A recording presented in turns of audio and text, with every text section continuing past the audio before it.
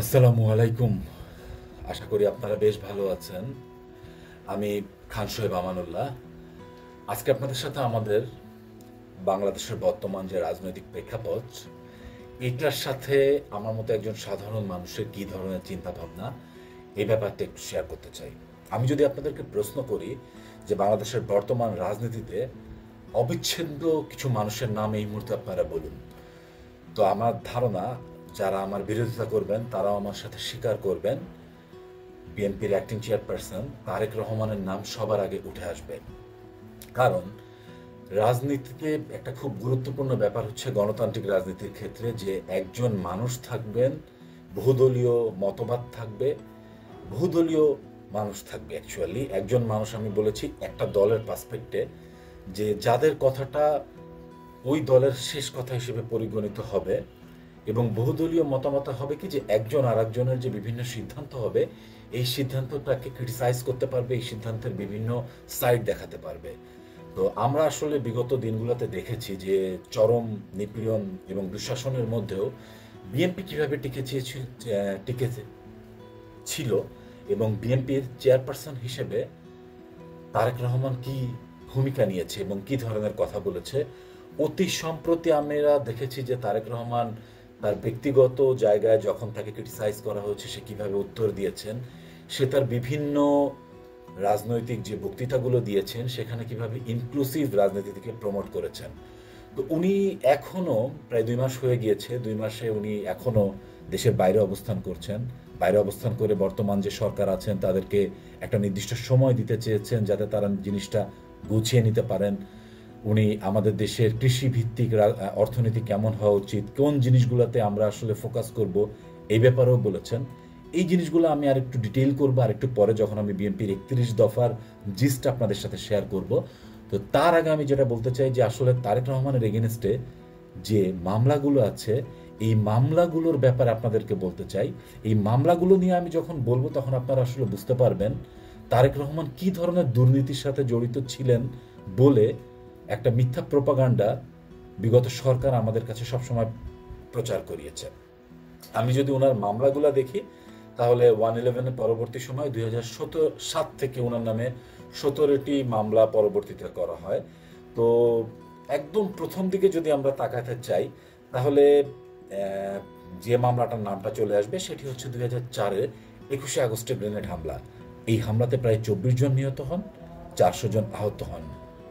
এই মামলায় আসামি করা হয় আরও 52 জনকে। এই মামলার প্রেক্ষিতে 2007-এর 7ই মার্চ তারেক রহমান গ্রেফতার হন এবং পরবর্তীতে উনি জামিনে মুক্তি পান। 3রা সেপ্টেম্বর উনি লন্ডনে চলে যান। এই মামলার প্রেক্ষিতে বিএনপির আইন সম্পাদক কায়সার কামাল উনি বলেন যে তত্ত্বাবধায়ক সরকারের সময় এই মামলাতে তারেক রহমানকে জিজ্ঞাসাবাদ করা হলেও তার নাম কিন্তু চার্জশিটে দেওয়া হয় নাই। তার নাম পঞ্চম চার্জশিটে প্রবেশ করানো হয় যখন কুখ্যাত আব্দুল কাহার আখন্দকে ইনভেস্টিগেটিং অফিসারের দায়িত্ব দেওয়া হয়, এবং সেটা ঘটে 2008 সালে।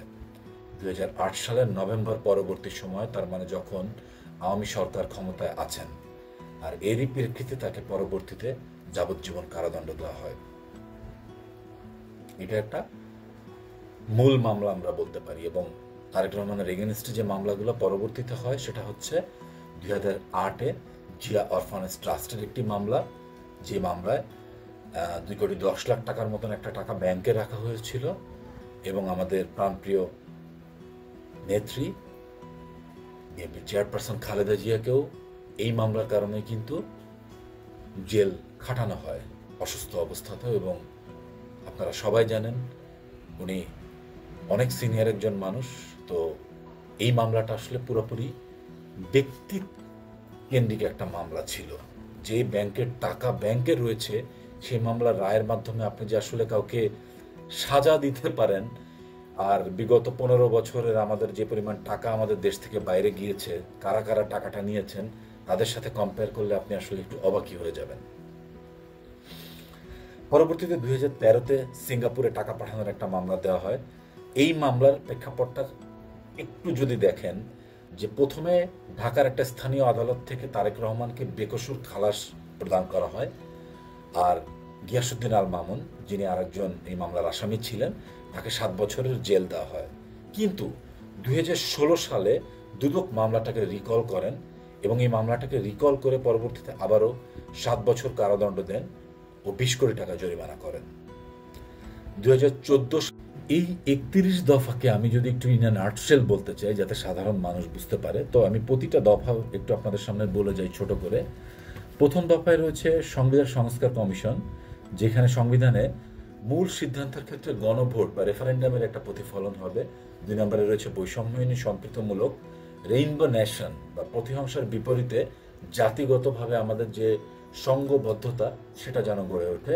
নির্বাচনকালীন দল নিরপেক্ষ তত্ত্বাবধায়ক সরকার গঠন করা হবে, যেটা আমরা সবাই চাই, কারণ আমরা বিগত বছরগুলোতে দেখেছি যে তত্ত্বাবধায়ক সরকার না থাকলে আমাদের দেশে একটা হচপচ লেগে যায়। প্রতিটি গভর্নমেন্টই চান যে তার নিজস্ব লোককে তত্ত্বাবধায়ক সরকারে নিয়ে আসতে, আর বিগত সরকারের সময় তো আমরা দেখেছি যে আসলে আইন করে তত্ত্বাবধায়ক সরকারকে বিলুপ্ত ঘোষণা করা হয়েছে। 4 নম্বর দফায় রয়েছে প্রধানমন্ত্রী মন্ত্রিসভার নির্বাহী ক্ষমতার একটা ভারসাম্য করা হবে, যার মাধ্যমে নির্বাহী আইন ও বিচার বিভাগের একটা সমন্বয় করা হবে। 5 নম্বরে রয়েছে পরপর 2 টার্মের অতিরিক্ত কেউ প্রধানমন্ত্রী হতে পারবে না। তো এটা কিন্তু খুব ইম্পর্টেন্ট একটা ব্যাপার যে দলীয়গতভাবে তারা সিদ্ধান্ত নিচ্ছে এই জায়গাটাতে যে 2 টার্ম কেউ থাকতে পারবে না। সো ব্যক্তিতান্ত্রিক যে ক্ষমতার ভারসাম্য এই জায়গাটা অনেকখানি ঠিক করা যাবে আমি বিশ্বাস করি। 6 নম্বরে রয়েছে উচ্চ কক্ষ বিশিষ্ট আইনসভা, যেটা আমাদের দেশের খুব জ্ঞানীগুণী মানুষদের সমন্বয়ে গঠিত হবে। আপার হাউস অব দ্য লেজিসলেচার বলা হয়ে থাকে। 7 নম্বর দফায় রয়েছে সংসদ সদস্যের স্বাধীনভাবে মতামত প্রদানের ক্ষেত্রে 70 নং অনুচ্ছেদের সংশোধন করা হবে। আমরা জানি 70 নং অনুচ্ছেদে মূলত রয়েছে যে একজন সংসদ সদস্য যখন তার দলীয় মতামতের বিপরীতে দাঁড়ান তখন তার ক্ষেত্রে তার যে দলীয় তার যে সংসদ সদস্যের যে একটা নির্বাহী ক্ষমতা এই জায়গাটা বিলুপ্ত ঘোষণা করা হয়। তো আমার মনে হয় সেই ক্ষেত্রে এটা একটা যুগোপযোগী এবং বাংলাদেশের জন্য অসাধারণ ব্যাপার হবে, যেখানে একজন সংসদ সদস্য খুব স্বাধীনভাবে কাজ করতে পারবে। দফা 8-এ রয়েছে প্রধান নির্বাচন কমিশন এবং অন্যান্য নির্বাচন কমিশনার নিয়োগ আইন 2022-এর সংশোধন।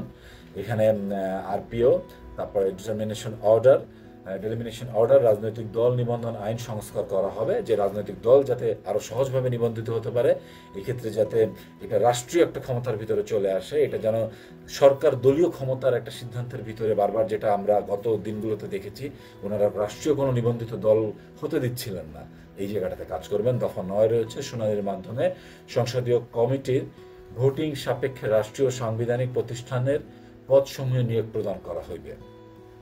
তো এই জায়গাটাতে দেখবেন যে অডিটিং এবং অন্যান্য জায়গা, যে জায়গা থেকে মানুষরা যদি স্বাধীনভাবে কাজ করতে পারে তাহলে আমাদের দেশের টাকাগুলো বাইরে চলে যাওয়ার ক্ষেত্রে, টাকাগুলো খরচের ক্ষেত্রে এবং আরও রাষ্ট্রীয় সিদ্ধান্তগুলো আরও চমৎকারভাবে নিতে পারবেন। তো এই জায়গায় কাজটা করতে পারবেন। দফা 10-এ রয়েছে যে সুপ্রিম জুডিশিয়াল কাউন্সিল বিচারপতি নিয়োগের লক্ষ্যে সংবিধানের 95 গ অনুযায়ী সুনির্দিষ্ট যোগ্যতা ও মানদণ্ড সম্বলিত বিচারপতি নিয়োগ আইন প্রণয়ন করা হবে। কাজেই বিচারপতি নিয়োগের ক্ষেত্রে একটা স্বচ্ছতা তৈরি হবে এবং শুধুমাত্র সরকার দলীয় সিদ্ধান্তই শেষ সিদ্ধান্ত বলে পরিগণিত হইবে না।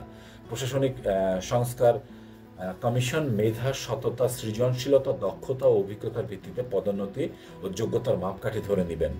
দফা 12-এ রয়েছে মিডিয়া কমিশন গঠিত হবে, যার মাধ্যমে আইসিটি অ্যাক্ট 2006, সন্ত্রাস বিরোধী আইন 2009, স্পেশাল পাওয়ার অ্যাক্ট 1974, ডিজিটাল সিকিউরিটি অ্যাক্ট 2018 ও গণমাধ্যমের পূর্ণ স্বাধীনতা নিশ্চিত করা হবে।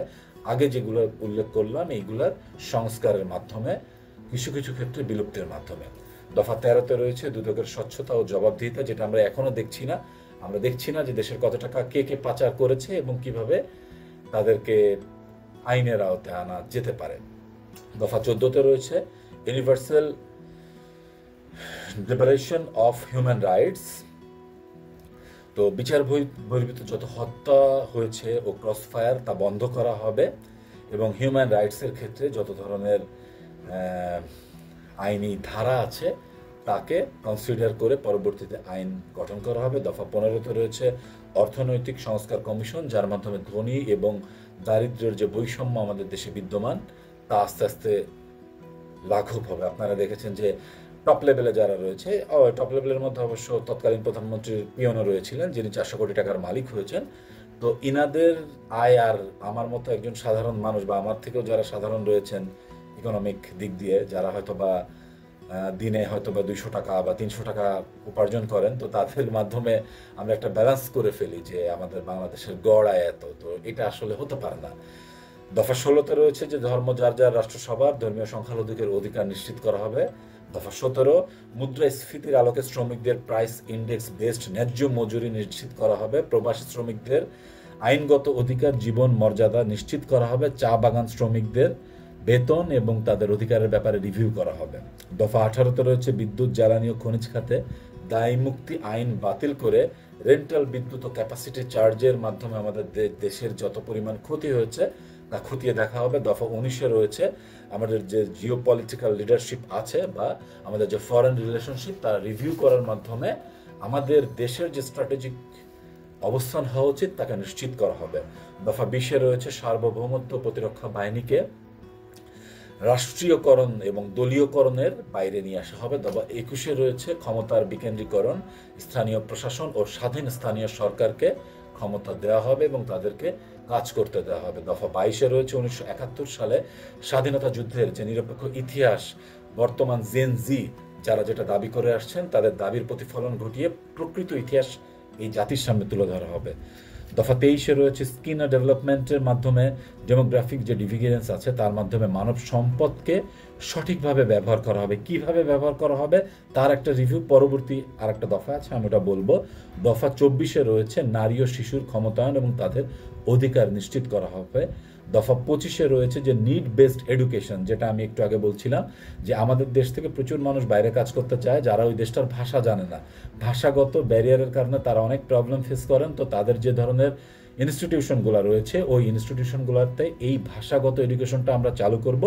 একই সাথে আমরা নলেজ বেসড এডুকেশন চালু করব। একই সাথে আমাদের দেশে যারা বিভিন্ন ইপিজেড প্রতিষ্ঠায় যে বাইরের কান্ট্রিগুলো এগিয়ে আসছেন তাদেরকেও আমরা রিকোয়েস্ট করব ওই জায়গাগুলোতে ভালো স্কুল কলেজ এবং প্রশিক্ষণের মাধ্যমে আমাদের দেশের মানব সম্পদকে দক্ষ জায়গায় নিয়ে যেতে। এই জন্য আমরা রিসার্চ অ্যান্ড ডেভেলপমেন্ট করব। স্পোর্টসের ক্ষেত্রে আমরা গুরুত্ব দিব। দফা 26-এ রয়েছে ইউনিভার্সাল হেলথ কাভারেজ, এনএইচএস, একটা লন্ডনের যে ব্যাপারটা আছে যে কোনো মানুষ মারা যাবে না। আপনারা দেখবেন প্রচুর অসুস্থ মানুষ রাস্তাঘাটে, হাসপাতালের বাইরে, আপনার রেল স্টেশনে, তারপরে নৌ স্টেশনে অনেক জায়গায় থাকেন যে যাদেরকে রাষ্ট্র কোনো দায়িত্ব নেন না। তো এটা রাষ্ট্রের দায়িত্ব একজন নাগরিককে ঠিকমতো একটা অধিকার নিশ্চিত করা, যেটা আমরা চেষ্টা করব ডেফিনেটলি। বিএনপি যেটা বলছেন, আমি যেহেতু ন্যাশনালিস্ট একজন মানুষ, আমি যেহেতু বিএনপির একজন মানুষ, সেই জন্য আমি বারবার আমরা শব্দটি বলছি। দফা 27-এ রয়েছে কৃষি পণ্যের ন্যায্য মূল্য নিশ্চিতকরণ এবং রফতানিমুখী কৃষি প্রক্রিয়া করা। একটু ডিটেল যদি বলি, আমি যখন মধু নিয়ে কাজ করেছি আমি দেখেছি বাংলাদেশের কৃষকরা বেস্ট মধু যদি প্রোডাকশন করে, কিন্তু এটা যদি আমরা দেশের বাইরে পাঠাতে না পারি এটার কোনো ভ্যালু নাই। সো আমাদের কৃষি পণ্য এবং অন্যান্য পণ্যের উৎপাদনটা এমন হবে যাতে রপ্তানিমুখী ব্যাপারটা হতে পারে। এক্ষেত্রে খুব চমৎকার মডেল আছে, আমি ডিটেইলিং করব। আপাতত আমি জাস্ট একটা লাইন বলে দিলাম। দফা 28-এ রয়েছে আমাদের যোগাযোগ ব্যবস্থার উন্নতিকরণ এবং এই যোগাযোগ ব্যবস্থার উন্নতিকরণে আমাদের দেশ যেহেতু নদীমাতৃক দেশ, খাল খনন এবং নদীর মাধ্যমে মানুষের যে যোগাযোগটা, যেখানে রাস্তা থেকে খরচের 1/3 হয়, সেটার ক্ষেত্রে অবশ্যই আমাদেরকে একটু হলেও গুরুত্ব দিতে হবে। আর এরই মাধ্যমে কিন্তু আমরা একই সাথে মাটির নিচে যে পানি, ভূগর্ভস্থ পানি, সেটা খরচের দিক দিয়েও কমিয়ে আনতে পারি, যার কারণে আমাদের ভবিষ্যৎ জেনারেশনরা বেনিফিটেড হবেন। দফা 29-এ রয়েছে জলবায়ুর যে পরিবর্তন তা মোকাবেলা করা। আমরা জানি অলরেডি ডেল্টা প্ল্যান এবং আরও বিভিন্ন ধরনের প্ল্যান চলে এসেছে, যেটা সঠিক ব্যবহার করলে বাংলাদেশ আসলে খুব অল্প সময়ের মধ্যে চমৎকার একটা অবস্থানে পৌঁছে যাবে। দফা 30-এ রয়েছে তথ্য যোগাযোগ ও প্রযুক্তি। এটা দেখানো তথ্য যোগাযোগ প্রযুক্তি হলে হবে না, এমন স্ট্রাকচার হবে না যেটার মাধ্যমে এই দেশের মানুষের টাকা বাইরে নিয়ে যেতে পারবে। এমন হবে না যে যেটার মানুষে ওই আমাদের দেশের বিভিন্ন ধরনের নগদ বা অন্যান্য ফোরামগুলো তৈরি হবে যার মাধ্যমে টাকা নয়ছয় করা যাবে বা টাকাকে ব্যক্তিগত পর্যায়ে আত্মীকরণ করা যাবে। তো এটা আমাদের জন্য একটা চ্যালেঞ্জ থাকবে এবং এটা আমরা দেখব অবশ্যই। 31-এ রয়েছে পরিকল্পিত নগরায়ন। আমরা দেখছি যে নগরায়নের মাধ্যমে বাংলাদেশের কতখানি ঠিক ক্ষতি হয়েছে, বিভিন্ন সময় অল্প একটু বৃষ্টি হলে পানি জমে যাওয়াটা, তো এই জায়গাটা তো আমরা দেখব। এই ছিল মোটা দাগে 31টা দফা। আপনাদের কাছে আমার রিকোয়েস্ট থাকবে, এর বাইরে যদি আপনারা কোনো উন্নয়ন চান সেটা বলবেন, সেটা ডেফিনেটলি আমরা আমাদের দলীয় পর্যায়ে একটু আলোচনা করব, করে যদি আমাদের দফার কোনো একটা সাবসেকশন বা এরই কোনো একটা মূল দফার আন্ডারে আনা যায় আমরা নেওয়ার চেষ্টা করব। অনেক ধন্যবাদ সবাইকে।